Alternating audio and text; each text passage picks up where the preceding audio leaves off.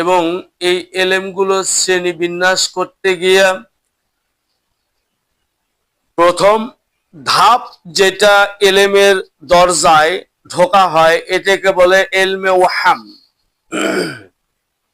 এরপর ধাপ অতিক্রম করতে করতে যখন 50% এলম অর্জন করা হয় সেই এলমকে বলা হয়েছে এলমে শাক।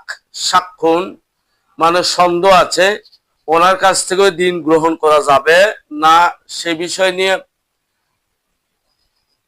এইখান থেকে আরো শিখতে শিখতে এলেম অর্জন করতে করতে যখন এলমে জাঙ্কের ধারায় পৌঁছে, যেটাকে যেই এলমকে যেই জ্ঞানকে ইমাজিনেশন করার পদ্ধতি রাখে, এখানে বলা হয়েছে 80% এলম অর্জন করেছে।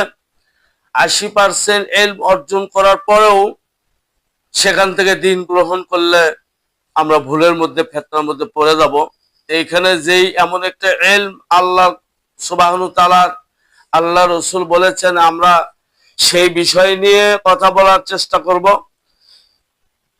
এই এলমে জাঙ্কের স্তর যখন অতিক্রম করে 100% এলম যখন অর্জন করা হয় সেই এলমকে বলে এলমে কাশফ, অর্থাৎ কাশফের এলম।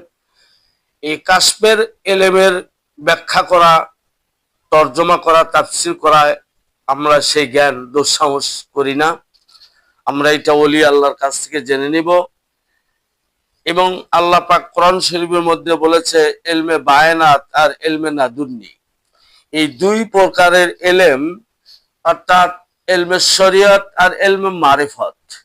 এলমে মারিফতের জ্ঞান এবং শরিয়তের জ্ঞান পরিপূর্ণতা হিসেবে একটা ব্যক্তি যখন, একজন মানুষ যখন সেই এলেম সংগ্রহ করে যার কাছে থেকে, সেই এলেম দ্বারা একজন পরিপূর্ণতা লাভ করে, সেই এলেম আল্লাহর কাছে গ্রহণযোগ্য হওয়ার কারণে আল্লাহ তাকে আশ্রয় দিতে বাধ্য থাকে। এই শ্রেণী এলেম দ্বারা যদি আমরা অর্জন করতে পারি, আমাকে সর্বপ্রথম বুঝতে হবে এলমে নাদুন্নি কাহাকে বলে, এলমে বায়ানাত কাহাকে বলে, এলমে শরিয়ত কাহাকে বলে, এলমে মারিফত কাহাকে বলে। যে মারিফতের থেকে, মারিফত শব্দের উৎপত্তি হয়েছে আর আফাত থেকে। আর আফাত অর্থাৎ চেনা জানা,